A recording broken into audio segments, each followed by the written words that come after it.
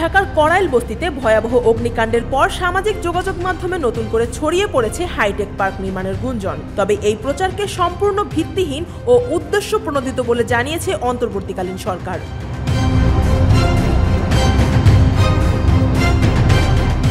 প্রায় এক বছর আগে ২০২৪ সালের নভেম্বরে Bangladesh association of software and information services তথা বেসিস এর সভাপতি সৈয়দ আলমাস কবির রাজধানীর কড়াইল বস্তিতে হাইটেক পার্ক নির্মাণের তাগিদ দিয়েছিলেন। মতিঝিলে এক সেমিনারে তিনি বলেন, মহাখালীর কড়াইল বস্তিতে হাইটেক পার্ক নির্মাণের পুরনো পরিকল্পনা ছিল এবং বস্তিবাসীদের পুনর্বাসন সংক্রান্ত পরিকল্পনাও সরকারের নথিতে রয়েছে।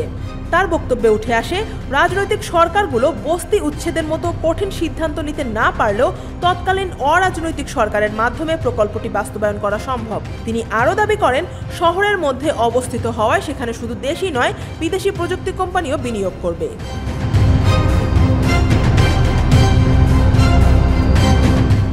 আলমাস কবির স্মরণ করিয়ে দেন যে ৯০ একর জমির ওপর গড়ে ওঠা প্রায় ৮০,০০০ মানুষের কড়াইল বস্তিতে মহাখালী আইটি ভিলেজ নির্মাণের উদ্যোগ ১৯৯৯ সালেই শুরু হয়েছিল।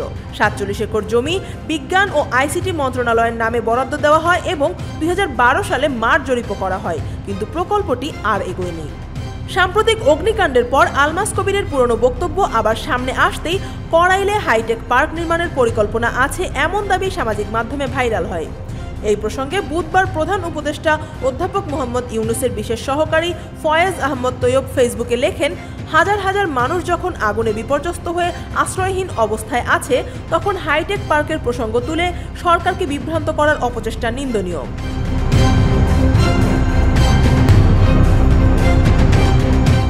তিনি স্পষ্টভাবে জানান, বর্তমানে কড়াইল বস্তির জায়গায় কোনো প্রকল্প, পরিকল্পনা বা স্থাপনা নির্মাণের উদ্যোগ সরকারের নেই।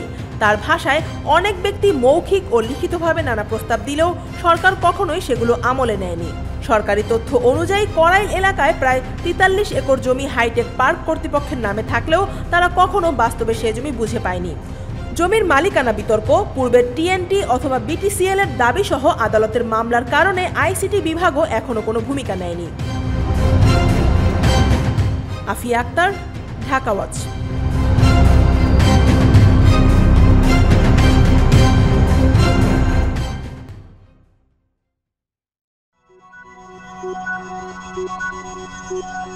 Thank you.